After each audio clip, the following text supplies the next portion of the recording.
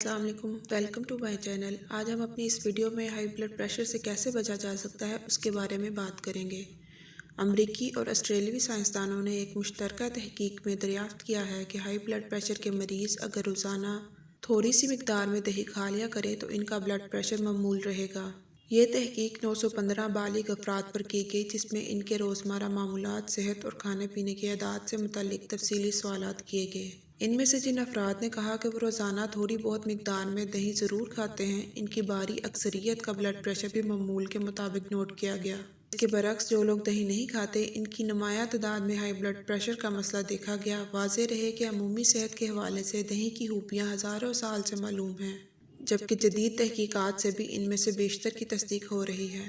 High blood pressure کو دنیا بھر میں خاموش قاتل بھی کہا جاتا ہے کیونکہ یہ متاثرہ شخص کے لیے بعد میں دل، شریانوں اور دماغ کی مختلف بیماریوں کی وجہ بن کر انہیں موت کے منہ میں بھی پہنچا سکتا ہے۔ البتہ شائع ہونے والی اس تحقیق کے مصنفین کا کہنا ہے کہ بلڈ پریشر کے معاملے میں دہی سے حاصل ہونے والے فوائد کو سمجھنے کے لیے مزید کام کرنے کی ضرورت ہے۔